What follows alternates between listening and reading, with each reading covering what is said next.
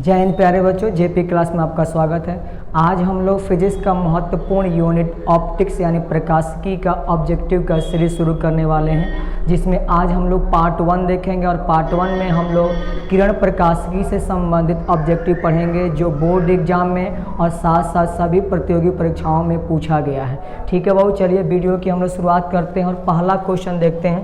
पहला क्वेश्चन क्या कह रहा है? कांच के सापेक्ष जल का अपवर्तनांक होता है, यानी कांच के सापेक्ष किसका अपवर्तनांक निकालना है बाबू? जल का अपवर्तनांक निकालना है। तो जब भी आपको इस टाइप का क्वेश्चन मिले यानी सापेक्षिक अपवर्तनांक निकालना हो तो सबसे पहले आप दोनों माध्यम का अपवर्तनांक लिख लेंगे। दोनों माध्यम का जो अपवर्तनांक है, जैसे बाबू यहाँ पे जल है, जल का अपवर्तनांक कितना है बाबू? तो याद कर लीजिएगा, जल का अपवर्तनांक जो होता है 4/3 होता है, या लिखा जाता है 1.33। वहीं आपसे पूछा जाए किसका अपवर्तनांक बाबू? कांच का अपवर्तनांक। तो कांच का अपवर्तनांक कितना होता है बाबू? कांच का अपवर्तनांक होता है 3/2, या लिख सकते हैं बाबू 1.5। इतनी बातें समझ में आ गई बाबू। चलिए अब आगे हम लोग देखते हैं क्या क्वेश्चन कर रहा है। कांच के सापेक्ष जल का अपवर्तनांक, तो जिसके सापेक्ष कहेगा ना उसको हमेशा बट्टा के नीचे लिखा जाता है, यानी हम लोग लिखेंगे नीचे किसका?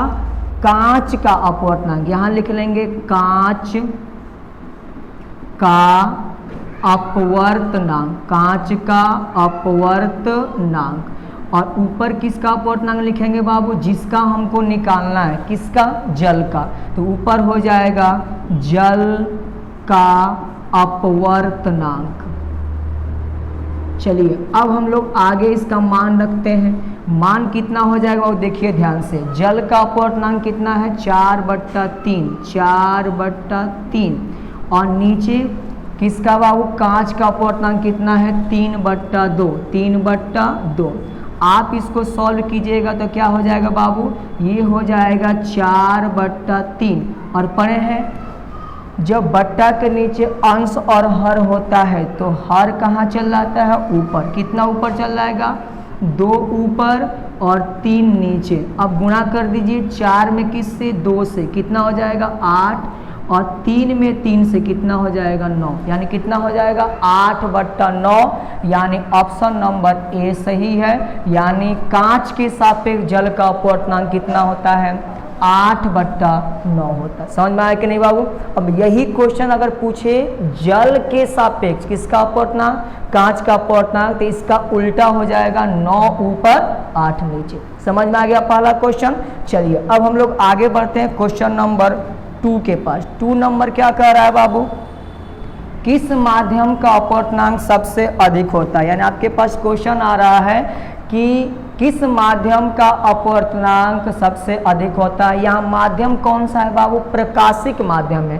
प्रकाशिक माध्यम का मतलब जिसमें प्रकाश पार करता है। और यहाँ पे आपको जल दिया है, कांच दिया है, हीरा दिया है, वायु दिया है। अगर हम लोग जल का अपवर्तनांक याद करें तो इसका अपवर्तनांक होता है बाबू 1.33, या लिख सकते हैं 4/3। याद रहेगा। और कांच का अपवर्तनांक की बात किया जाए तो 1.5, या यही होता है बाबू कितना? 3/2। और हीरा का अपवर्तनांक का बात किया जाए 2.42। और वायु का अपवर्तनांक जो होता है, या यहाँ पे मान लिया जाता है निर्वात, दोनों का अपवर्तनांक लगभग मान लिया जाता है 1। यहाँ निर्वात का अपवर्तनांक 1 होता है, लेकिन वायु का अपवर्तनांक होता है 1.003, लेकिन इसको मान लिया जाता है कितना बाबू? 1 मान लिया जाता है। अब देखिए इसमें किसका अपवर्तनांक आपके पास सबसे अधिक दिख रहा है? यहाँ दिख रहा है बाबू 1.33, यहाँ दिख रहा है 1.5, और यहाँ दिख रहा है 2.42, और यहाँ दिख रहा है 1। कौन ज़्यादा है बाबू? 2.42। तो सबसे ज़्यादा अपवर्तनांक किसका होता है? हीरा का होता है। तो याद रखिएगा ये भी बाबू सर्वाधिक अपवर्तनांक वाला, सर्वाधिक अपवर्तनांक वाला माध्यम होता है। अपवर्तनांक वाला माध्यम। तो आपसे पूछा जाए कि सबसे ज़्यादा किस प्रकाशिक माध्यम का अपवर्तनांक होता है, तो याद रखेंगे हीरा, कई बार एग्जाम में पूछा गया। समझ में आया कि नहीं बाबू? चलिए आगे हम लोग बढ़ते हैं, क्वेश्चन नंबर 3 पर चलते हैं। 3 नंबर क्या कह रहा है बाबू? कह रहा है कि स्नेल का नियम लागू होता है। चलिए सबसे पहले बताइए वो कि स्नेल का नियम क्या होता है। तो स्नेल का नियम होता है बाबू μ1 sin I बराबर होता है μ2 sin R। याद रहेगा बाबू μ1 sin I बराबर μ2 sin R, जिसमें आपको याद रखना है μ1 क्या है? पहला माध्यम का अपवर्तनांक, पहला माध्यम का अपवर्तनांक, जबकि दूसरा माध्यम का अपवर्तनांक कितना होगा बाबू? μ2। तो μ2 क्या हो जाएगा? μ2 ये हो जाएगा बाबू दूसरा माध्यम का अपवर्तनांक। समझ में आया कि नहीं बाबू? और अगर आपसे पूछा जाए आई क्या है, तो आई याद रखिएगा आपतन कोण। जबकि आपसे पूछा जाए आर क्या है, आर बाबू यहाँ पे है अपवर्तन कोण। और याद रखिएगा जब भी प्रकाश एक माध्यम से कहाँ जाती है, दूसरे माध्यम में, तो अपने पथ से विचलित हो जाती है। यह घटना कहलाता है प्रकाश का अपवर्तन। और इस अपवर्तन में आपको बाबू स्नेल का नियम दिया गया है μ1 sin I बराबर μ2 sin R। और स्नेल का नियम किससे रिलेटेड है बाबू? तो कहिएगा अपवर्तन का द्वितीय नियम है। अपवर्तन का कौन सा नियम है बाबू? द्वितीय नियम है स्नेल का नियम। कितना होता है? μ1 sin I बराबर μ2 sin R। और ये जो नियम है किसके लिए लागू होगा, ये हमसे पूछ रहा है। स्नेल का नियम चिकनी सतह के लिए लागू होगा, खुरदरी सतह के लिए लागू होगा, चिकनी तथा खुरदरी सतह दोनों के लिए लागू होगा, इनमें से कोई नहीं। तो याद रखिएगा स्नेल का नियम सभी सतहों के लिए लागू होता है, यानी चिकनी तथा खुरदरी दोनों सतहों के लिए लागू होगा, यानी ऑप्शन नंबर सी सही है। समझ में आया कि नहीं बाबू? स्नेल का नियम कितना होता है? μ1 sin I बराबर μ2 sin R। और ये चिकनी तथा खुरदरी दोनों सतहों के लिए लागू होता है। समझ में आ गया बाबू? चलिए क्वेश्चन नंबर 4 की तरफ हम लोग चलते हैं। 4 कह रहा है कि किस रंग के प्रकाश की चाल जल में सबसे अधिक होती है। तो आपको याद रखना है बाबू, जब भी आपसे पूछा जाए कि किस रंग का चाल किसी माध्यम में ज़्यादा होगा, तो इसके लिए आपको ट्रिक याद रखना है, जिसका अपवर्तनांक अधिक होगा, जिसका अपवर्तनांक क्या होगा बाबू? अधिक होगा, उसका क्या बाबू? अपवर्तनांक अधिक होगा, उसमें प्रकाश की चाल क्या होगी बाबू? अधिक होगी। प्रकाश की चाल अधिक होगी। तो याद रखिएगा बाबू किसका अपवर्तनांक अधिक होता है, उसमें प्रकाश की चाल अधिक नहीं बाबू, प्रकाश की चाल क्या होगी? कम होगी। क्या होगी? कम होगी। और जिसका अगर अपवर्तनांक कम होगा, उसमें प्रकाश की चाल क्या होगी? अधिक होगी। याद रखना है। तो आप याद रखिएगा जिसका अपवर्तनांक अधिक है, उसमें प्रकाश की चाल क्या होगी? कम होगी। तो अगर अपवर्तनांक पूछा जाए तो सबसे अधिक अपवर्तनांक होता है बाबू बैगनी का, तो उसमें प्रकाश की चाल सबसे क्या होगी? कम होगी। तो आपसे पूछा जाए प्रकाश की चाल सबसे कम, तो कम के लिए याद रखिएगा कौन सा रंग बाबू? बैगनी रंग। कौन सा रंग बाबू? बैगनी। और प्रकाश की चाल सबसे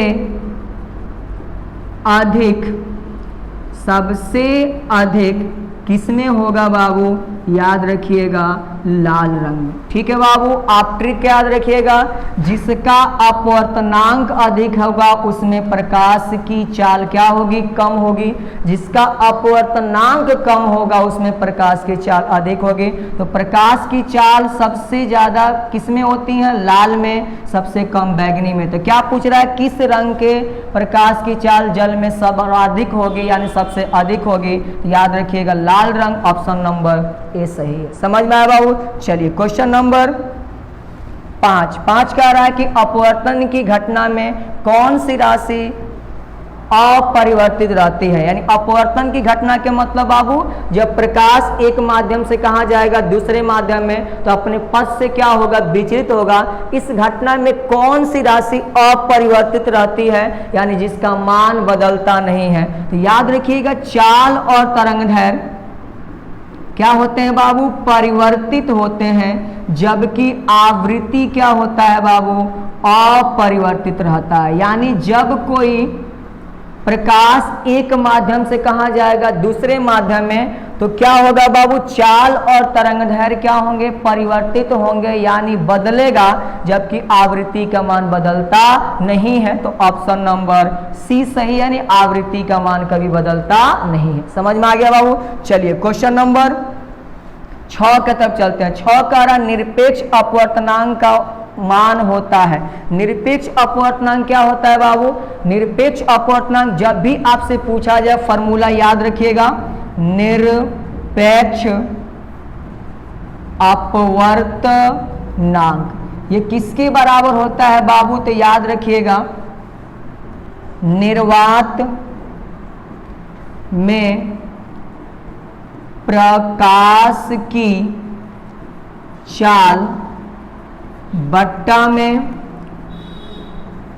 माध्यम में प्रकाश की चाल। याद रखिएगा निर्वात में प्रकाश की चाल बट्टा माध्यम में प्रकाश की चाल, उस माध्यम का क्या कहलाएगा, निरपेक्ष अपवर्तनांक। और निर्वात में प्रकाश की चाल कितनी होती है, 3 × 10⁸ मीटर प्रति सेकेंड। अब बट्टा में क्या लिख लीजिएगा, माध्यम में प्रकाश की चाल क्या हो जाएगा, सी, और निरपेक्ष अपवर्तनांक को लिखते हैं म्यू से। ये फार्मूला आपको याद रखना है। और याद रखिएगा बाबू इसका जो मान आएगा, इसका मान जो आएगा वह एक आंकिक मान होगा, यानी इसका कोई मात्रक नहीं होता है, क्योंकि 3 × 10⁸ मीटर प्रति सेकेंड, और चाल जो होगा माध्यम में वो भी किस में आएगा, मीटर प्रति सेकेंड में। तो यहाँ से मीटर प्रति सेकेंड खत्म हो जाएगा। यानी अगर पूछा जाए कि म्यू यानी अपवर्तनांक, क्या पढ़िएगा इसको, म्यू।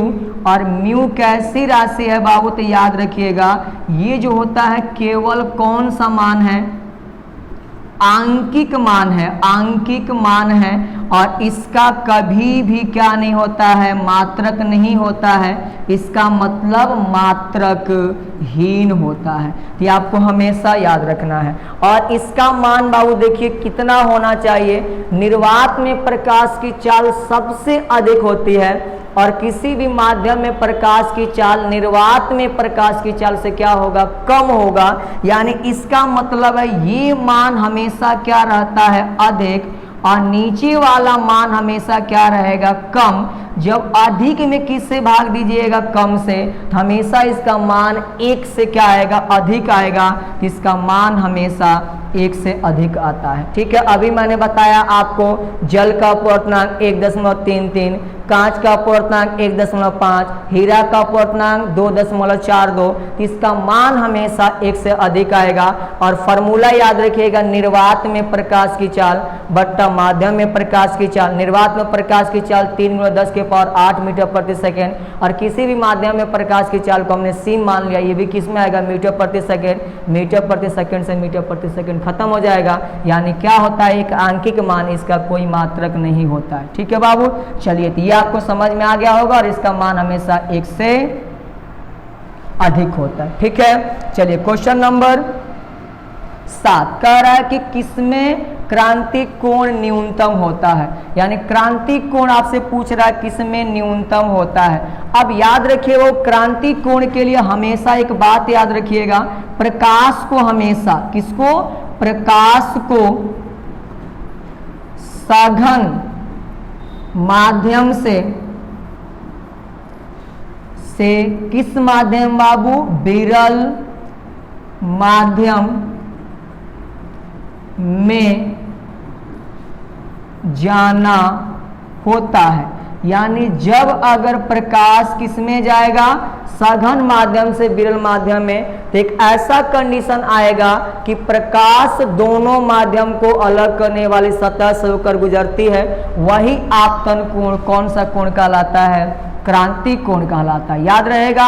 और याद रखिएगा बाबू, जो क्रांति कोण होता है, क्रांति कोण 90 डिग्री, कितना, 90 डिग्री अपवर्तन कोण के संगत कौन सा कोण होता है बाबू, आपतन कोण होता है। यानी जब प्रकाश एक माध्यम से दूसरे माध्यम में जाए, और यह जो कंडीशन क्या है, हमेशा सघन माध्यम से किस में जाएगा, विरल माध्यम में।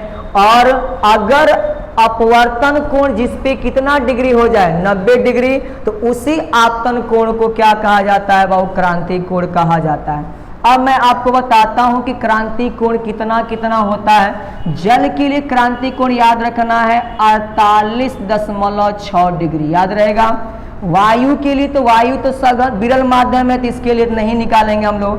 कांच का क्रांति कोण बाबू याद रखिएगा 42 डिग्री, और हीरा का बाबू 24.4 डिग्री। ये कई बार एग्जाम में पूछे गए हैं कि जल का क्रांति कोण कितना होगा, 48.6 डिग्री, कांच का 42 डिग्री, हीरा का 24.4 डिग्री। तो आप देखिए इसमें सबसे न्यूनतम किसका है बाबू, तो याद रखिएगा हीरा का, ये ऑप्शन क्या है, सही है। समझ में आया बाबू। चलिए अब आप याद कर लिए होंगे क्रांति कोण क्या होता है, तो वह आपतन कोण जिस पर अपवर्तन कोण कितना डिग्री हो जाए, 90 डिग्री, क्रांति कोण कहलाता है। और इसके लिए हमेशा प्रकाश को सघन माध्यम से किस में, विरल माध्यम में जाना होता है। और जल का क्रांति कोण 48.6 डिग्री, कांच का 42 डिग्री, और हीरा का वो 24.4 डिग्री होता था। किसका सबसे कम है, हीरा का, ऑप्शन नंबर डी सही। समझ में आया बाबू। चलिए क्वेश्चन नंबर 8 की तरफ हम बढ़ते हैं। 8 कह रहा है आवर्धक ग्लास की क्षमता 12D हो तो उसकी आवर्धन क्षमता होती है। तो आपको आवर्धक ग्लास होना चाहिए, कोई दिक्कत नहीं है। आवर्धक ग्लास का क्षमता कितना दिया है, वो 12D दिया है, तो उसकी क्या निकालनी है, आवर्धन क्षमता निकालना। सबसे पहले बाबू याद रखिएगा कि आवर्धन क्षमता अगर किसी ग्लास का पूछा जाए तो ये फार्मूला होता है m बराबर 1 प्लस डी बट्टा एफ। याद रहेगा बाबू, m बराबर 1 प्लस डी बट्टा एफ। ठीक है बाबू, जहां d हमेशा याद कीजिए कितना बाबू, 25 सेंटीमीटर यूज करना है। और f क्या है बाबू, f यहाँ पे कौन सी दूरी है, फोकस दूरी है। और फोकस दूरी यानी f आपको याद रखना है। ठीक है, तो चलिए हम लोग फार्मूला यूज करेंगे।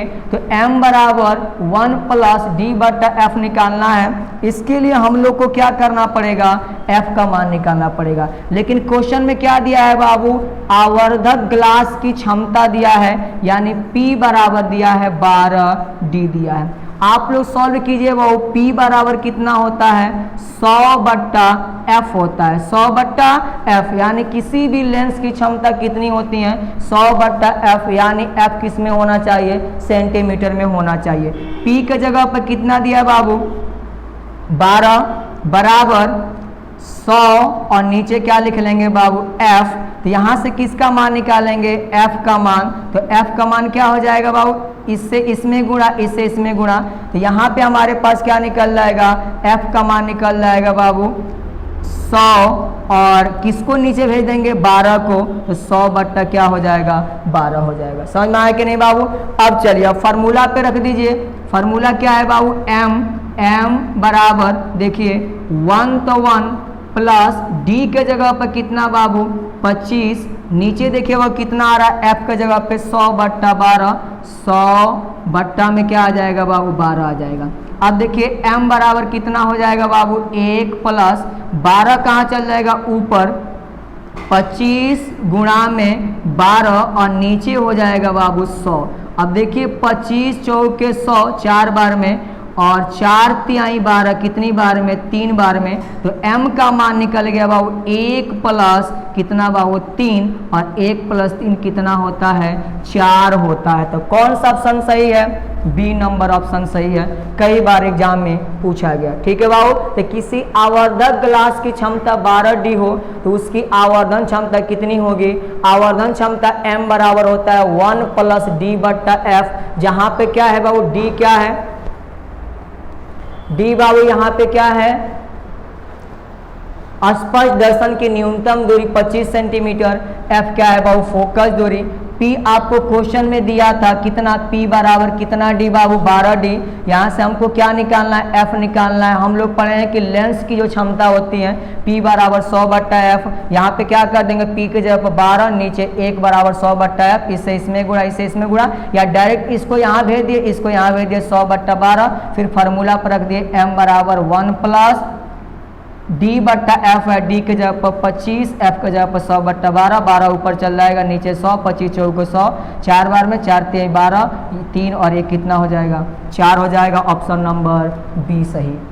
समझ आए बाबू? चलिए क्वेश्चन नंबर 9 के तरफ चलते हैं। कह रहा है बाबू समतल दर्पण की वक्रता त्रिज्या होती है, तो याद कर लीजिएगा बाबू समतल दर्पण की वक्रता त्रिज्या क्या होती है? अनंत होती है। अगर पूछेगा कौन सा दर्पण बाबू? उत्तल दर्पण, तो उत्तल दर्पण के लिए वक्रता त्रिज्या किस में आती है बाबू? तो यानी जो r आएगा, r किस में आएगा? प्लस में। और अगर पूछा जाएगा अवतल दर्पण के लिए, तो अवतल दर्पण के लिए जो क्या होता है बाबू? r होता है किस में आएगा? माइनस में आएगा। जबकि समतल दर्पण के लिए क्या आता है? अनंत आता है। ठीक है बाबू, चलिए नेक्स्ट क्वेश्चन की तरफ बढ़ते हैं हम लोग। 10 नंबर बहुत इंपॉर्टेंट क्वेश्चन है बाबू। प्रकाश वर्ष का मान होता है। सबसे पहले आपको बता दूं बाबू प्रकाश वर्ष क्या होता है। आप देखिए यहाँ पे प्रकाश वर्ष, वर्ष के हिसाब से आपको ये नहीं याद रखना है कि प्रकाश वर्ष मतलब एक टाइम का मात्रक है। नहीं बाबू, प्रकाश वर्ष क्या है? दूरी का मात्रक है। किसका मात्रक है बाबू? दूरी का मात्रक है। तो सबसे पहले मैं आपको बता दूं प्रकाश वर्ष जो होता है किसका मात्रक है बाबू? दूरी का। किसका? दूरी का मात्रक है। और ये दूरी कहाँ मापा जाता है बाबू? अंतरिक्ष में ग्रहों के बीच या उपग्रहों के बीच या ग्रह या उपग्रह के बीच दूरी को मापने के लिए किसका उपयोग किया जाता है? प्रकाश वर्ष का उपयोग किया जाता है। अब ये प्रकाश वर्ष होता क्या है बाबू? देखिए प्रकाश वर्ष जो होता है सूर्य का प्रकाश, या कह सकते हैं प्रकाश एक वर्ष में, एक वर्ष में जितनी दूरी तय करती है प्रकाश वर्ष कहलाता है। प्रकाश वर्ष कहलाता है। यानी लाइट बाबू एक वर्ष में जितनी दूरी तय करती है उसी को कहा जाता है प्रकाश वर्ष। ठीक है, चलिए अब मैं आपको इनका मान सॉल्व करके दिखाता हूं। याद रखिएगा प्रकाश वर्ष जो होता है किसके बराबर होता है? 9.46 10 के पावर 15 मीटर के बराबर होता है। ठीक है बाबू, चलिए मैं सॉल्व करके दिखाता हूं। और ये याद रखिए किसका मात्रक है? दूरी का मात्रक है। और स्पेस में अंतरिक्ष में दूरी को मापने के लिए किसका यूज किया जाता है? प्रकाश वर्ष का यूज किया जाता है। दूसरी बात याद रखना वो प्रकाश एक वर्ष में जितनी दूरी तय करती है प्रकाश वर्ष यानी लाइट ईयर कहलाता है। कौन सा ईयर बाबू? लाइट ईयर कहलाता है। ठीक है, चलिए अब हम लोग सॉल्व करते हैं। देखिए बाबू, यानी जो एक वर्ष में यानी प्रकाश द्वारा तय की गई दूरी, सबसे पहले आप ये बताइए कि हमको क्या निकालना है? दूरी निकालना है, क्योंकि ये दूरी मापता है। आप लोग पढ़े होंगे बाबू चाल बराबर दूरी बट्टा समय। क्या होता है? दूरी बट्टा समय। हमको क्या निकालना है? दूरी। यहाँ से तो दूरी बराबर क्या हो जाए वो बताइए? चाल गुणा में समय, चाल गुणा में समय, याद रहेगा बाबू। चलिए अब सॉल्व किया जाए। दूरी कितना होगा 1 लाइट ईयर। चाल, किसकी चाल की बात होगी, प्रकाश की चाल। और प्रकाश की चाल कितनी होती है, सबको मालूम है 3 गुणे 10 के पावर 8 मीटर प्रति सेकेंड। हम यहाँ लिखेंगे नहीं, आगे लिख लेंगे। 3 गुणे 10 के पावर 8 मीटर प्रति सेकेंड होती है। चलिए अब ये भी याद कीजिए बाबू, समय, समय क्या है बाबू 1 वर्ष। 1 वर्ष में कितना दिन होता है बाबू, तो याद रखिएगा 365.25 दिन। अब कहिए सर ये कैसे आ गया, हम लोग पढ़े 365 दिन। बाबू देखिए सूर्य के चारों ओर पृथ्वी एक परिक्रमा कितना दिन में बाबू 365 दिन, कितना घंटा 6 घंटा में पूरा करती है। 365 दिन कितना घंटा 6 घंटा। तो यहाँ 365 दिन और 6 घंटा मतलब अब 1/4 दिन, यानी कितना हो गया 0.25 हो जाएगा। और यही 0.25 4 साल के बाद एक दिन हो जाता है 0.25 0.25 0.25 0.25, ये मिलके कितना हो जाएगा 1। तो इसलिए 4 साल के बाद एक लीप वर्ष आता है, याद रहेगा बाबू। तो 365.25 दिन हो गया। अब दिन में कितना घंटा होता है बाबू 24 घंटा हो गया। अब दिन से कहाँ पहुंच गए हम लोग घंटा में। अब 1 घंटा में कितना मिनट होता है 60 मिनट होता है, तो मिनट तक पहुंच गए। और 60 मिनट में 60 मिनट हो गया। और 1 मिनट में कितना सेकेंड होता है 60 किस में आ गया बाबू सेकेंड में आ गया। समझ में आया कि नहीं वो, ध्यान से सुनिए। प्रकाश की जो चाल होती है 3 गुणे 10 के पावर 8, 3 गुणे 10 के पावर 8 किस में आएगा मीटर प्रति सेकेंड। लास्ट में लिख देते हैं मीटर प्रति सेकेंड। अब देखिए समय क्या है 1 वर्ष। 1 वर्ष में कितने दिन होते हैं 365.25 दिन। अब 1 दिन में कितने घंटे होते हैं 24 घंटे होते हैं। तो 1 घंटा में कितना मिनट होता है बाबू 60 मिनट होता है। अब 60 मिनट में कितने सेकेंड होते हैं 60 सेकेंड। क्यों हमने सेकेंड में चेंज किया, क्योंकि चाल किस में सेकेंड में है। अब सेकेंड से सेकेंड क्या हो जाएगा खत्म हो जाएगा। अब ध्यान से सुनिए बाबू, यहाँ पे हम लोग क्वेश्चन क्या करेंगे सॉल्व करेंगे। देखिए बाबू 3 गुणा में 365.25 गुणा में देखिए बाबू यहाँ पे क्या है 24 और यहाँ पे बाबू 60 गुणे 60 हो जाएगा। और इनटू में 10 के पावर 8। अब जब आप लोग इसको सॉल्व कीजिएगा बाबू ये आ जाएगा 9 4 6 7 और 2 8 और ये 2 0 आ जाएंगे, ठीक है। यानी 94 67 28 00, ठीक है बाबू। अब देखिए उसके बाद क्या कर लीजिए बाबू 10 के पावर कितना हो जाएगा 8 हो जाएगा। अब बाबू सार्थक अंक के हिसाब से चलिए तो हम दशमलव लगा देंगे 9.46।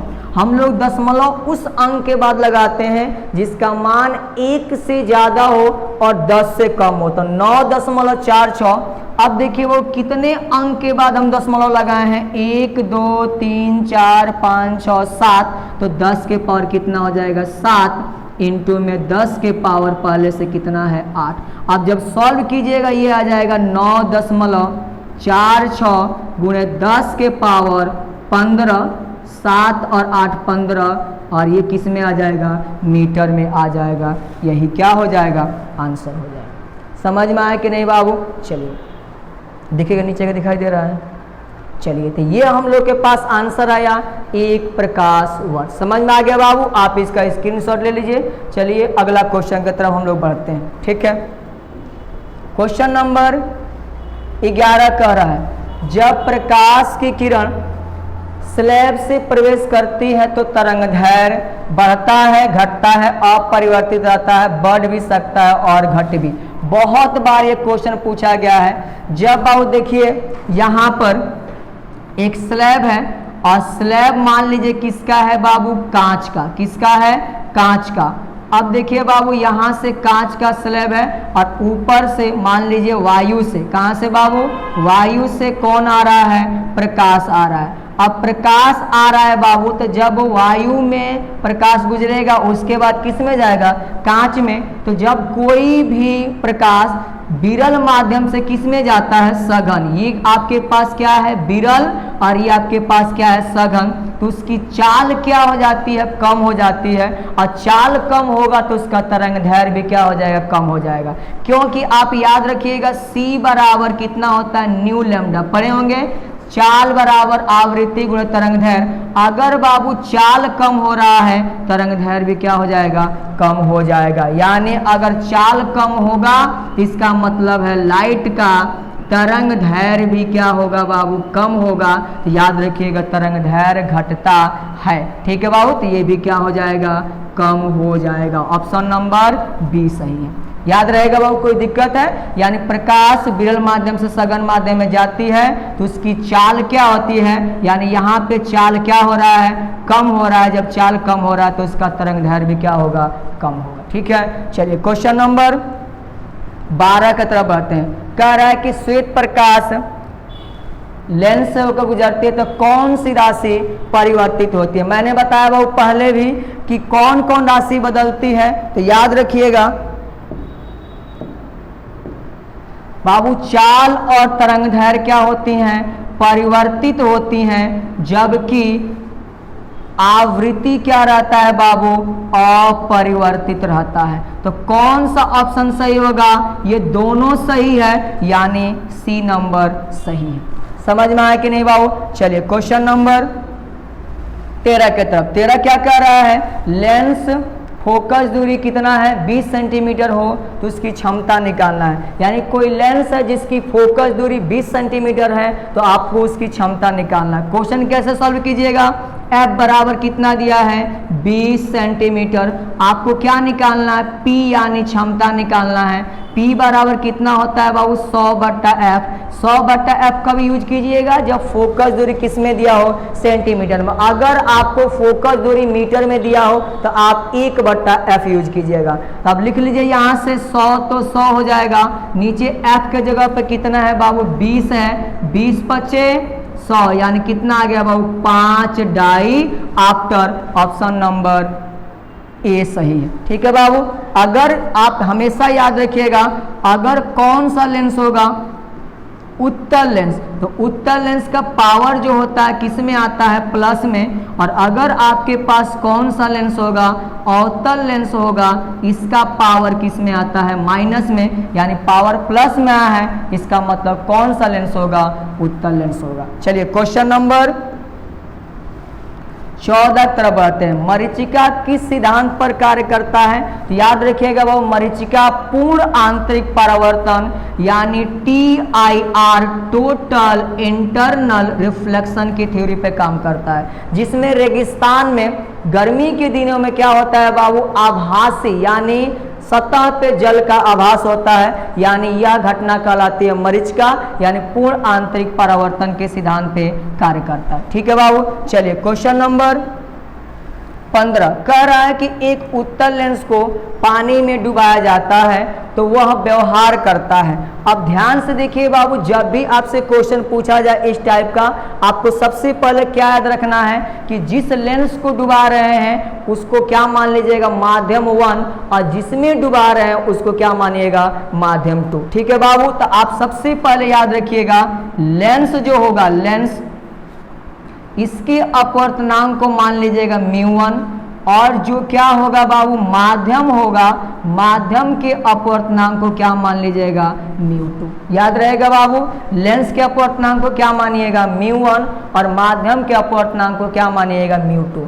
अब देखिए अगर केस 1 आए, केस 1 अगर μ1 ग्रेटर देन μ2 हो, μ1 ग्रेटर देन μ2 हो, तो याद रखिएगा लेंस की प्रकृति नहीं बदलती है, नहीं बदलती है। यानी लेंस का नेचर चेंज नहीं होगा। यानी उत्तल लेंस किसकी तरह काम करेगा, उत्तल लेंस अभिसारी लेंस, और अवतल लेंस अपसारी लेंस। यहाँ पे कौन सा लेंस दिया गया है बाबू? उत्तल लेंस।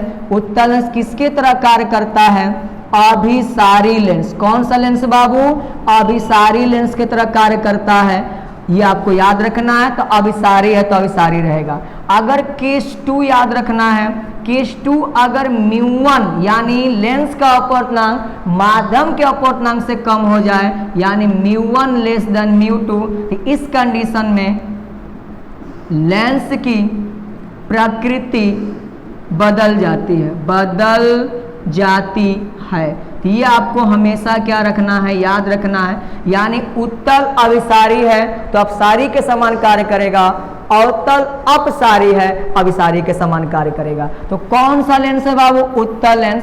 और इस लेंस का जो अपवर्तनांक माना जाता है 1.5, और पानी का अपवर्तनांक कितना होता है? 1.33। यानी यह ज्यादा और यह क्या है? कम है। यानी केस 1 आएगा, और केस 1 में लेंस की प्रकृति नहीं बदलती है। यानी उत्तल लेंस किसके जैसा? अभिसारी लेंस के समान, यानी उत्तल लेंस के समान ही क्या करेगा? कार्य करेगा। समझ में आया कि नहीं बाबू? ये केस आपको याद रखना है। लेंस को क्या मान लीजिएगा? μ1, और जिस माध्यम में इसको डुबाया जाएगा μ2। अब याद रखिएगा, अगर μ1 का अपवर्तनांक किससे? μ2 से ज्यादा है तो कहिएगा कि लेंस की प्रकृति नहीं बदलेगी। अगर μ1 कम हो गया, लेंस की प्रकृति बदल जाएगी। प्रकृति के मतलब उत्तल अगर अभिसारी है तो अगर प्रकृति चेंज हो रही तो अपसारी के समान, अवतल अपसारी है प्रकृति चेंज होगा तो अभिसारी के समान। तो आपको समझ में आ गया होगा, क्योंकि यहाँ 1.5 है, यहाँ कितना है? 1.3 है।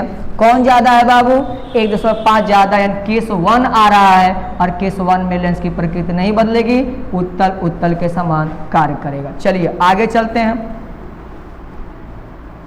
कह रहा है उत्तल लेंस को कम अपवर्तनांक वाले माध्यम में रखा जाता है, तो कौन सी राशि, कौन सा कथन सत्य है? ध्यान से सुनिए बाबू, एक बार फिर से देखिए।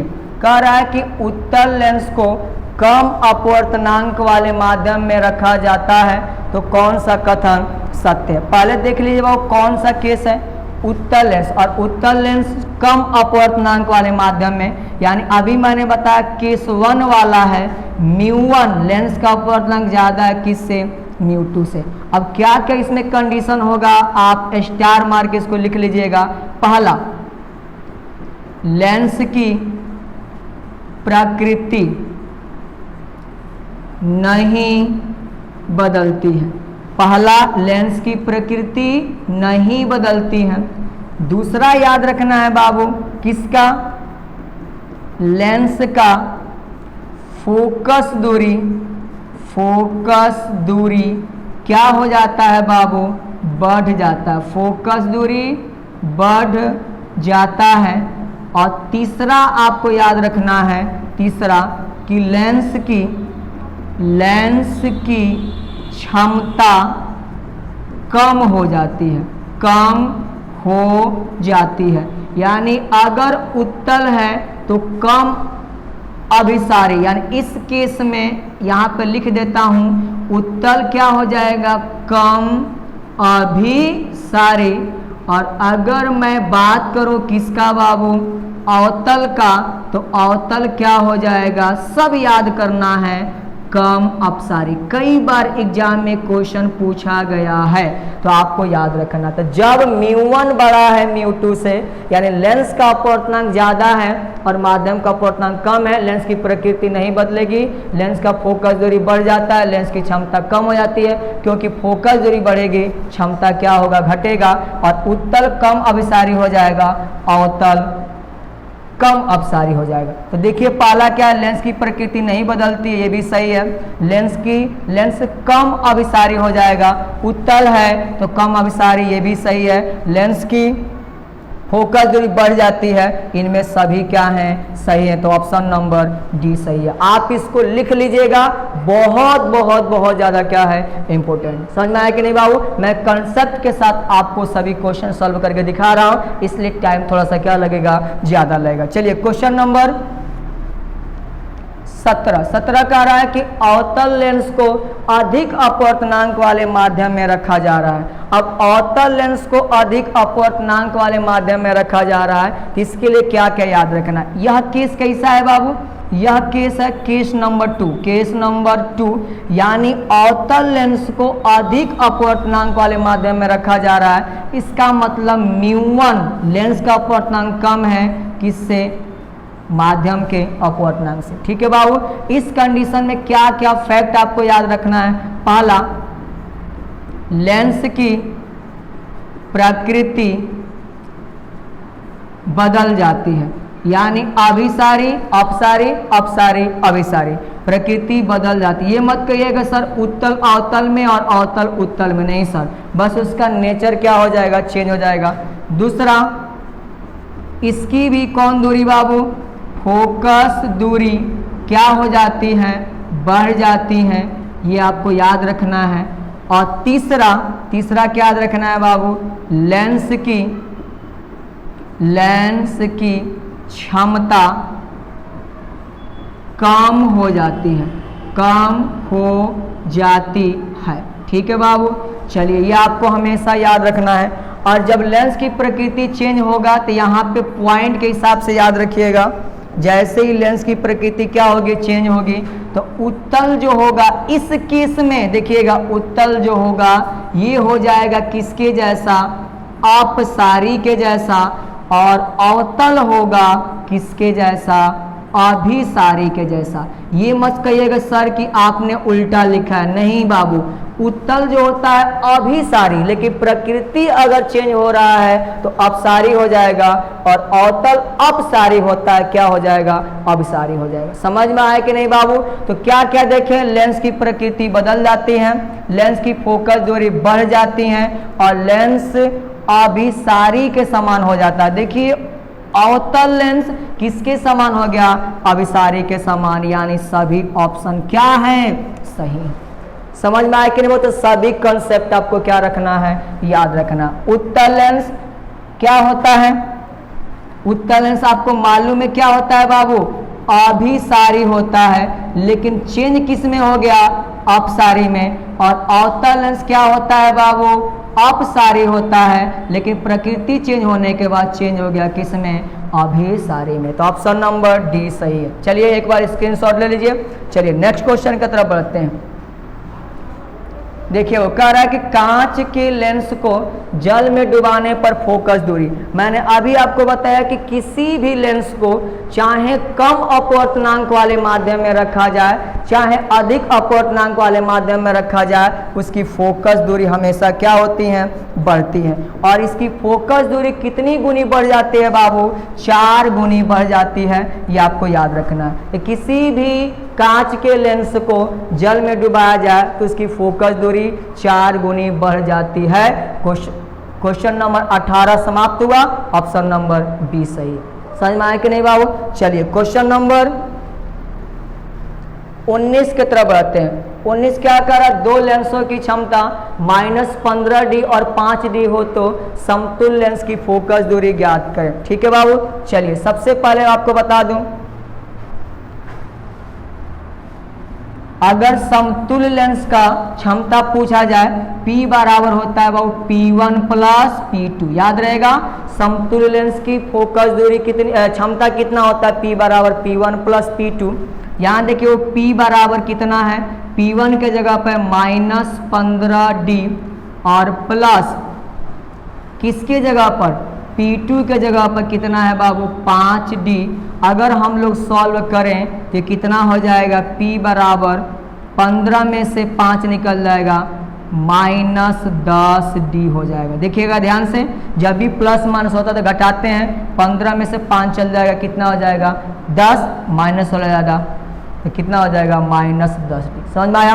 अब हमको क्या निकालना है बाबू, लेंस का क्या निकालना है, क्षमता।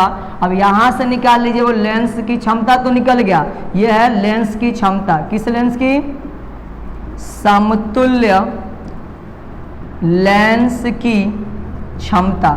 लेकिन हम लोग को क्वेश्चन में क्या पूछ रहा है बाबू, इसकी क्या निकालनी है, फोकस दूरी निकालनी है। तो बाबू फोकस दूरी के लिए फॉर्मूला अब अभी आप लोग पढ़ें, P बराबर होता है 100/F। देखिए वो P के जगह पे कितना है -10 बराबर 100/F। आप क्रॉस गुणा कर दीजिए 10 से F में, -10F बराबर 1 से 100 में कितना हो जाएगा 100, 10 दहिया 100, 10 आ गया तो F का मान आया बाबू 10, लेकिन पहले क्या है माइनस है तो -10 सेंटीमीटर। अब 10 सेंटीमीटर के मतलब कह रहा है कि किसके जैसा काम करेगा, कौन लेंस बाबू, अवतल लेंस के समान कार्य करेगा। अगर प्लस आता तो उत्तल लेंस के समान कार्य करता, तो ऑप्शन नंबर ए सही है। निकाल लीजिएगा बाबू, P बराबर होता है P1 प्लस P2। P1 का मान -15D, P2 का मान 5D, 15 में से 5 जाएगा 10 हो जाएगा, और यहाँ पे समतुल्य लेंस की क्षमता आ गई। अब यहाँ पे P बराबर 100/F, P का मान -10 बराबर 100/F, इससे इसमें गुणा, इससे इसमें गुणा, -10F बराबर 100 हो जाएगा। F का मान 100, 10 दहिया 100, 10 माइनस है तो माइनस, और किसके तरह काम करेगा, अवतल लेंस। समझ में आया। चलिए क्वेश्चन नंबर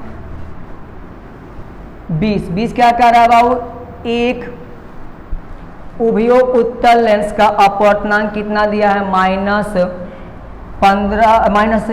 अपवर्तनांक 1.5 दिया है। तो प्रत्येक तल की वक्रता त्रिज्या अगर 20 सेंटीमीटर हो तो लेंस की क्या निकाल लीजिए क्षमता। देखिए बाबू कौन सा लेंस दिया है, कौन सा लेंस है बाबू, उभयोग उत्तल, यानी दोनों भाग क्या है उत्तल है ऐसे। अब देखिए इधर ये वाला जो भाग आएगा ये क्या हो जाएगा बाबू R1, याद रहेगा, और ये वाला जो भाग आएगा क्या हो जाएगा बाबू R2। अब देखिए जो R1 है इस तरफ आ रहा है, किस में आएगा प्लस में, लेंस के बाईं ओर की दूरी क्या होती है माइनस होती है, R1 प्लस R2 किस में आएगा माइनस में। तो क्या निकल गया बाबू, R1 बराबर निकल गया बाबू +10 प्लस कितना दिया है 20 सेंटीमीटर, और R2 कितना आ जाएगा बाबू, R2 आ जाएगा आपके पास, इधर आ रहा है, अरे गोला बना लेंगे, बायां साइड आ रहा था माइनस में, -20 सेंटीमीटर। आपको क्या सॉल्व करना है बाबू, लेंस की क्षमता। अब याद कीजिए न्यूटन के फॉर्मूला के बाद निकला था, यानी यहाँ पे फॉर्मूला हमने निकाला था वो पतले लेंस के लिए, जो फोकस दूरी निकाला था, पतले लेंस के लिए फोकस दूरी 1/F बराबर होता है μ-1 इंटू में 1/R1 माइनस 1/R2। इस फार्मूला पर रख दीजिए और सॉल्व कर दीजिए, आंसर आ जाएगा। थोड़ा सा देख लीजिए, इस साइड का दिखाई दे रहा है। चलिए कितना आ जाएगा बाबू, 1/F बराबर म्यू क्या है बाबू, कांच का है, और कांच कितना है, अपवर्तनांक कितना है 1.5, माइनस कितना हो जाएगा बाबू 1 हो जाएगा, 1.5 - 1। अब देखिए ध्यान से, यहाँ से हम सॉल्व करें 1/R1, 1/R1 के जगह पर देख लिए कितना है 20 है, तो प्लस क्या हो जाएगा 20 हो जाएगा।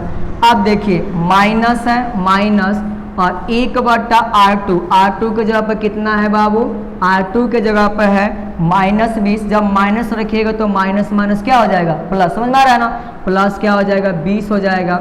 यहाँ से आप सॉल्व कर लीजिए, 1/F बराबर हो जाएगा 1.5 में से 1 निकलेगा 0.5, और यहाँ पे निकल जाएगा बाबू इंटू में 1 और 1 2 हो जाएगा, और नीचे हो जाएगा लघुत्तम 20 से हो जाएगा, समझ आया ना बाबू।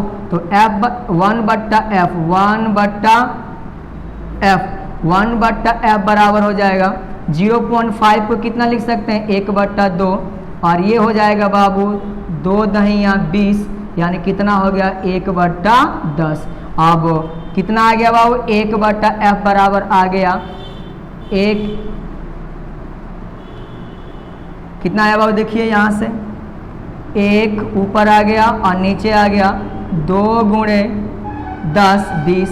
तो यहाँ से किसका मान निकल जाएगा, F का मान उलाट देंगे, कितना सेंटीमीटर आ जाएगा 20 सेंटीमीटर। लेकिन हम लोग को क्या निकालना है, क्षमता। तो क्षमता क्या होती है, P बराबर होती है बाबू 100/f, तो यहाँ से P बराबर 100 और f का जगह पे कितना आया 20, 20 पचे 100, कितना बाबू 5, तो 5 कोई दिख रहा है बाबू, यानी ये ऑप्शन सही है, ऑप्शन नंबर ए। कितना डायऑप्टर 5 डायऑप्टर, ठीक है बाबू, थोड़ा सा दिखिएगा, इधर का दिखाई दे रहा है, कितना आ जाएगा 5 डायऑप्टर, ऑप्शन नंबर ए सही है। कैसे बनाया मैंने बाबू, आप लेंस बना लीजिए, उत्तल लेंस, इधर की मतलब ये पहला है, इसकी त्रिज्या R1, इसकी त्रिज्या R2, इधर घुमाएंगे R2 माइनस में R1 प्लस में, लेंस से बाईं ओर की दूरी, बाईं इधर है, बाईं ओर की दूरी माइनस में, दाईं ओर की दूरी प्लस में, R1 कितना हो जाएगा 20 सेंटीमीटर, R2 माइनस 20 सेंटीमीटर हो जाएगा। फार्मूला 1/f बराबर mu minus 1, 1/R1 minus 1/R2 होता है। यहाँ से म्यू का मान 1.5 माइनस 1, R1 का मान कितना है 20 है, और R2 का मान कितना है माइनस 20 है, माइनस से माइनस प्लस हो जाएगा तो 0.5 हो जाएगा, और यहाँ दोनों नीचे का समान है तो दोनों ऊपर जोड़ देंगे, 2/20, 2 दहिया 10, 1/10 गुणा करेंगे तो 1/2 में 1/10 से कितना हो जाएगा 1/20, तो उलाट देंगे इसको बाबू, ये भी ऊपर ये भी ऊपर, फोकस दूरी कितना आएगा 20 सेंटीमीटर, क्षमता P बराबर 100/f, P बराबर 100/f के जगह पर 100/f और f के जगह पर 20, 20 25 100, कितना आ जाएगा 5 आ जाएगा। समझ में आया? चलिए नेक्स्ट क्वेश्चन 21 कह रहा है कि एक उभयोत्तल लेंस अपवर्तनांक 1 कितना दिया है 5 दिया है, वह कर्तव्य त्रिज्या दिया। इस बार आपको केवल क्या निकालना है फोकस दूरी, फिर वही कहानी है बाबू, देख लीजिए, लेंस बना लीजिए, हो गया, इस साइड की R1, इस साइड R2 हो जाएगा बाबू। चलिए इधर वाला प्लस, इधर वाला माइनस, अब R1 कितना आ गया पहले तो प्लस, और पहला का मान कितना दिया है 10, दूसरा R2 कितना हो जाएगा बाबू, पहले दिया है 15, और R2 का मान देख लीजिए किस में है, R2 का मान किस में है बाबू माइनस में, तो क्या आ जाएगा माइनस, लेंस के दाईं ओर की दूरी प्लस, बाईं ओर की दूरी माइनस। अब फार्मूला लगा लीजिए, 1/f बराबर होता है बाबू म्यू माइनस 1 इंटू में 1/R1 माइनस में 1/R2। अब यहाँ से आप सॉल्व कर सकते हैं, 1/f बराबर म्यू का मान 1.5 माइनस 1। अब देखिए बाबू 1/R1 के जगह पर कितना है देख लीजिए 10। अब ध्यान सुनिएगा, फार्मूला का तो माइनस है लेकिन R2 भी किस में है माइनस में है, तो देखिए बाबू फार्मूला का माइनस और R2 का मान भी किस में है माइनस में, तो माइनस गुणे माइनस क्या हो जाएगा प्लस हो जाएगा। तो हम किस में लेके चलेंगे यहाँ पे प्लस में, और 1/ कितना बाबू R2 की जगह पे कितना आ जाएगा 15, और माइनस तो था उसके लिए क्या हो गया प्लस। 1/f देख लीजिए कितना हो जाएगा, 1.5 में से 1 घटेगा 0 पॉइंट कितना हो जाएगा 5, इंटू में कितना हो जाएगा वो एलसीएम निकाल लीजिए इस बार, 10 और 15 का लघुत्तम कितना हो जाएगा 30 हो जाएगा ना, 10 और 15 का लघुत्तम 30, 10 तिहाई 30 कितनी बार में 3 बार में, तो ऊपर उसी अंक से गुणा, 1 में 3 से गुणा हो जाएगा 3, प्लस 15 से 30 में भाग दीजिए कितनी बार में 2 बार में, ऊपर 2 से गुणा, 1 में 2 से गुणा 2 हो जाएगा। 1/f बराबर निकालिए बाबू कितना मान होगा, 0.5 को लिख सकते हैं 1/2 यानी आधा, ऊपर हो जाएगा बाबू 3 2 5 कितना हो जाएगा 30। आपको मालूम है 5 छक्के 30 हो जाएगा, तो कितना हो गया बाबू 1/f का मान हो गया, 1 ऊपर हो जाएगा और नीचे हो जाएगा 6 दूना 12, उलाट दीजिएगा f का मान आ जाएगा कितना सेंटीमीटर 12 सेंटीमीटर, यानी 12 सेंटीमीटर कहीं दिख रहा है, ऑप्शन नंबर सी सही। बना सकते हैं बाबू, बहुत बढ़िया। इसकी प्रकृति कैसी होगी उत्तल लेंस, क्योंकि बाबू आंसर किस में आया है प्लस में आया है। समझ में आया? तो आप इसका स्क्रीनशॉट ले लीजिए।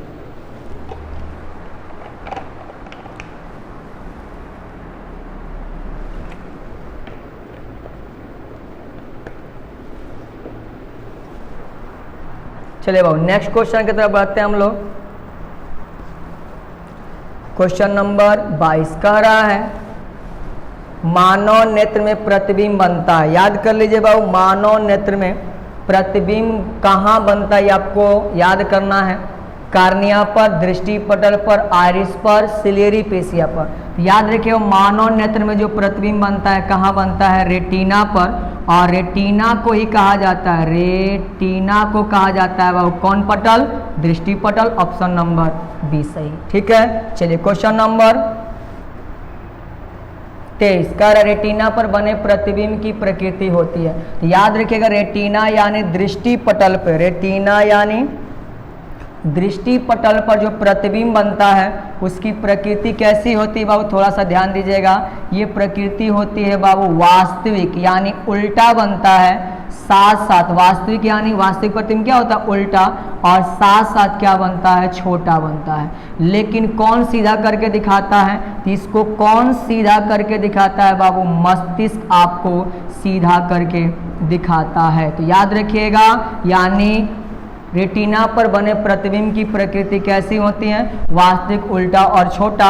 ऑप्शन नंबर बी सही। ठीक है बाबू, और इसकी सूचना कैसे मस्तिष्क के पास पहुंचती है, प्रकाश दृक् तंत्रिका के द्वारा। ठीक है, क्वेश्चन नंबर 23 कह रहा है कि मिलान कीजिए। आपको मिलान करना है बाबू कि किस दोष को दूर करने के लिए किस लेंस का उपयोग किया जाता है। देखिए बाबू निकट दृष्टि दोष, निकट दृष्टि दोष को दूर करने के लिए कौन सा लेंस बाबू, अवतल लेंस का यूज किया जाता है। सॉरी अवतल लेंस है तो यहाँ गलती से ट्रिक लग गया, एक मिनट। निकट दृष्टि दोष को दूर करने के लिए कौन लेंस बाबू, अवतल लेंस का यूज किया जाता है, यानी ये हो जाएगा।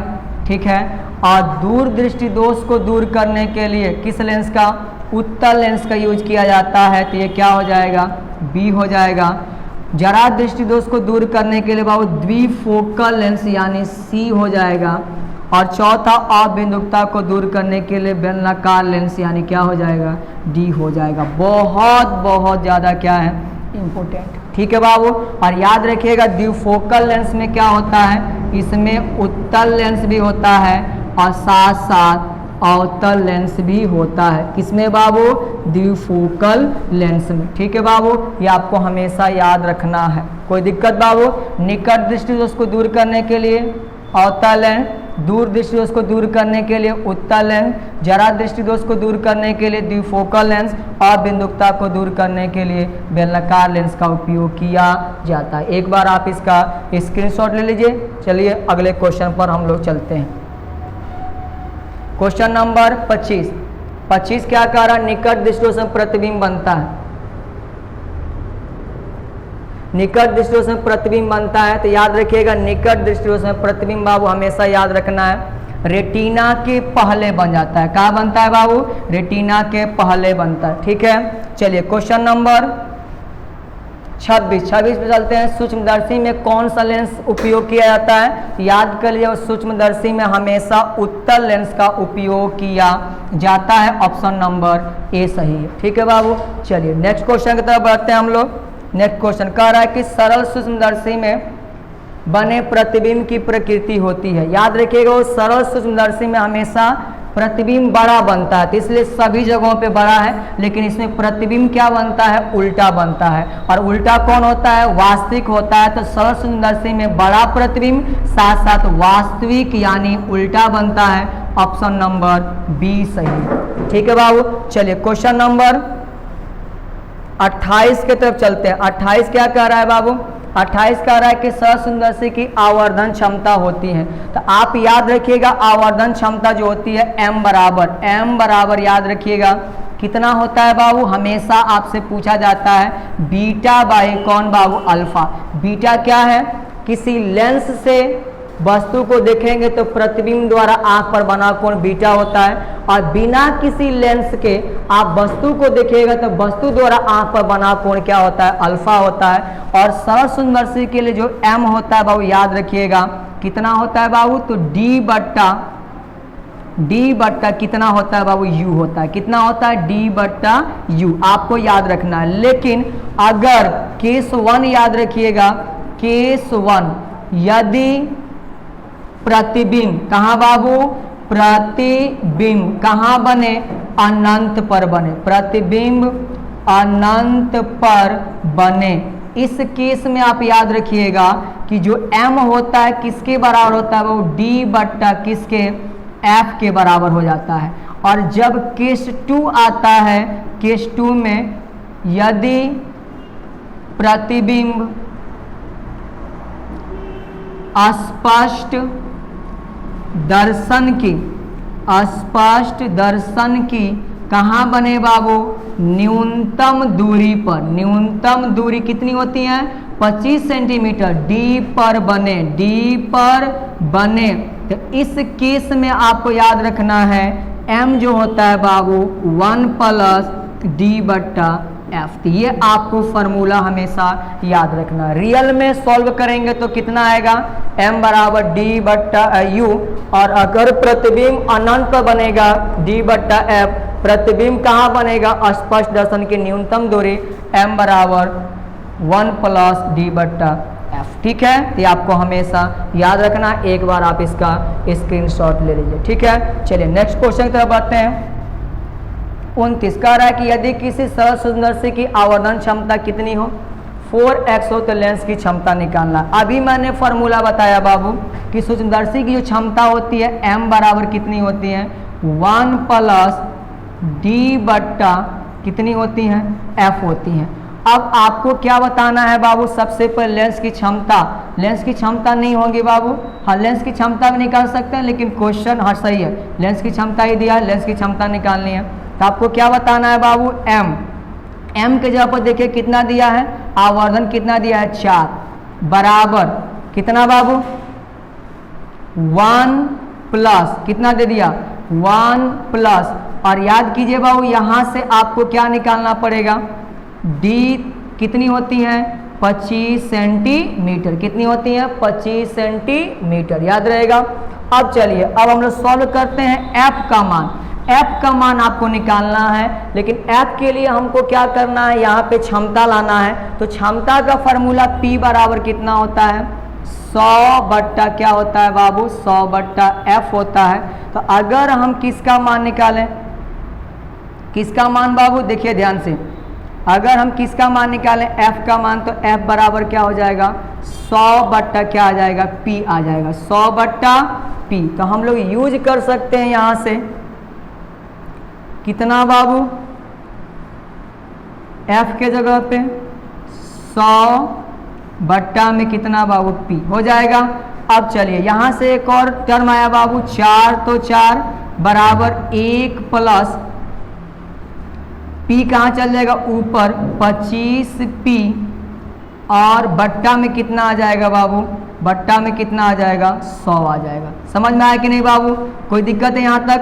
m बराबर 1 प्लस d बट्टा f, m का मान कितना दिया, 4 गुना है 1 प्लस d का मान 25 सेंटीमीटर, और f का मान क्या होता है, इसको निकालने के लिए आप p वाला फॉर्मूला लगे, p बराबर 100 बट्टा f, तो f बराबर 100 बट्टा p, ये कहाँ चल जाएगा, ऊपर। अब देखिए बाबू, एक को इधर भेज सकते हैं, एक जब इधर आएगा तो 4 में से 1 निकल जाए, कितना हो जाएगा, 3 हो जाएगा।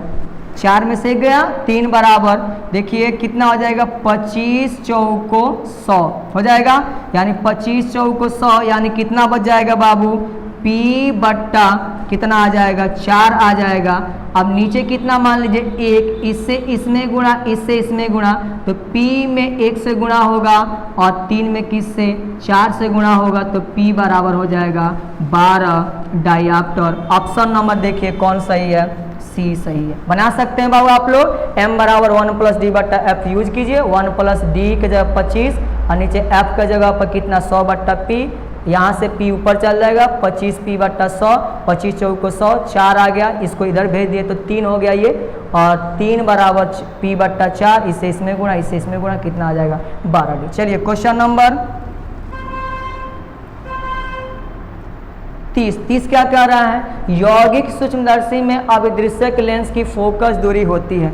याद रखिए बाबू, यौगिक सूक्ष्मदर्शी में अभिदृश्यक लेंस द्वारा, अभिदृश्यक लेंस की जो फोकस दूरी होती है हमेशा नेत्रिका लेंस से क्या होती है, कम होती है। यानी जो अभिदृश्यक लेंस होता है बाबू, याद रखिएगा, कम फोकस दूरी और साथ साथ कम कौन वाला बाबू, द्वारक वाला होता है। ठीक है बाबू, तो कौन सा ऑप्शन सही है? नेत्रिका लेंस की फोकस दूरी से कम होगा, ऑप्शन नंबर बी सही है। ठीक है, चलिए नेक्स्ट क्वेश्चन पर बढ़ते हैं। 31 नंबर कह रहा है कि यौगिक सूक्ष्मदर्शी में अभिदृश्यक लेंस द्वारा बना प्रतिबिंब होता है। हमेशा अभिदृश्यक लेंस द्वारा जो बना प्रतिबिंब होता है कैसा होता है बाबू? वास्तविक होता है, और वास्तविक के साथ साथ वास्तविक प्रतिबिंब हमेशा क्या बनता है? उल्टा। और अगर सूक्ष्मदर्शी है तो कैसा इमेज बनाएगा बाबू? बड़ा इमेज बनाएगा। तो अभिदृश्यक लेंस वास्तविक प्रतिबिंब उल्टा और बड़ा बनाएगा, वास्तविक प्रतिबिंब उल्टा और बड़ा, ऑप्शन नंबर बी सही है। ठीक है बाबू, चलिए क्वेश्चन नंबर 31 कह रहा है कि यौगिक सूक्ष्मदर्शी की आवर्धन क्षमता लिखें। इसको आपको याद कर लेना है बाबू। मैं तो इसको सॉल्व यहाँ नहीं करूँगा क्योंकि टाइम की कमी है। आपको मैं आंसर बता देता हूँ ऑब्जेक्टिव के तौर पे। जो भी इसका होता है बाबू m बराबर याद रखिएगा बीटा बट्टा क्या होता है? अल्फा। जब आप यहाँ से सॉल्व किए होंगे इसका मान आया होगा बाबू -VO बट्टा UO, इनटू में आया होगा बाबू D बट्टा UE आया होगा। तो ये फार्मूला आपको क्या रखना है? याद रखना। ठीक है बाबू, जहाँ VO क्या है? प्रतिबिंब दूरी, किसके लिए? ऑब्जेक्टिव लेंस के लिए। U0 वस्तु दूरी ऑब्जेक्टिव लेंस के लिए। D क्या है? स्पष्ट दर्शन की न्यूनतम दूरी। और UE क्या है? वस्तु दूरी है। समझ में आया कि नहीं बाबू? चलिए अब आपको एक और बात मैं बता देता हूं। अगर केस 1 याद रख लीजिएगा, केस 1 प्रतिबिंब कहाँ बने बाबू? प्रतिबिंब अनंत पर बने। तो आप इसके लिए सॉल्व किए होंगे। जब प्रतिबिंब अनंत पर बनता है तो m का मान आता है -VO बट्टा UO, इनटू में D बट्टा FE आएगा। याद रहेगा बाबू, FE मतलब फोकस दूरी किसका? नेत्रिका लेंस का। और अगर केस 2 याद रखना है, प्रतिबिंब स्पष्ट दर्शन की कहाँ बने बाबू? न्यूनतम दूरी पर बने। तो इस केस में क्या याद रखना है? जो m का मान होता है -VO बट्टा UO, इनटू में 1 प्लस D बट्टा FE। अभी नेत्रिका लेंस का FE है। अभी मैंने इसको सॉल्व आपको बताया था, इतना आता है।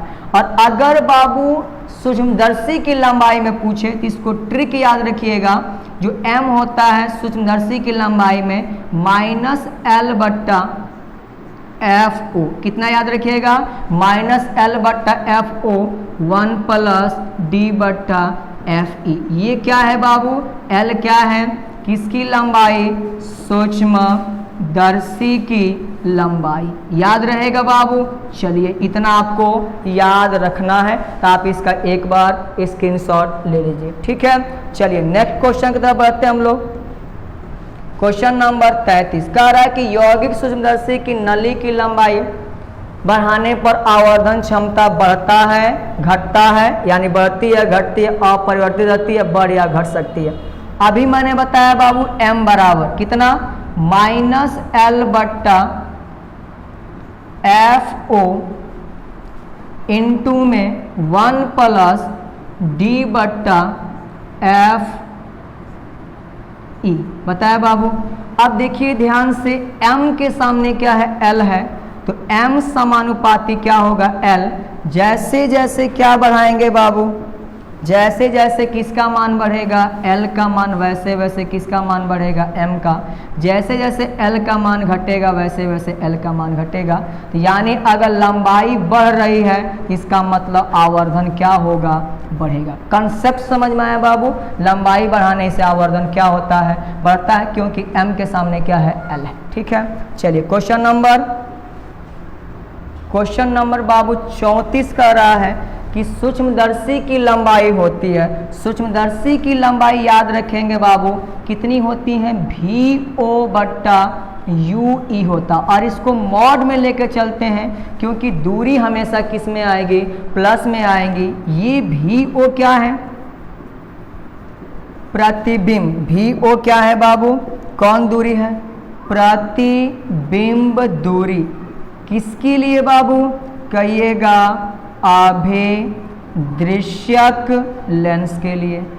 और अगर आपसे पूछा जाए यू ई क्या है, कौन दूरी, वस्तु दूरी, किसके लिए बाबू, नेत्रिका लेंस के लिए। यानी किसी भी संयुक्त सूक्ष्मदर्शी में दो लेंस पाया जाता है, एक है अभिदृश्यक लेंस, एक है नेत्रिका लेंस। नेत्रिका लेंस के पास हमेशा क्या रख के देखा जाता है, आँख, इसलिए नेत्रिका लेंस। और यहाँ हमेशा क्या रखा जाता है, वस्तु रखा जाता है। तो याद रहेगा V0 प्लस UE, हमेशा दूरी किस में लेके चलेंगे, प्लस में। चलिए आज का लास्ट क्वेश्चन 35 नंबर क्वेश्चन हम लोग देखते हैं।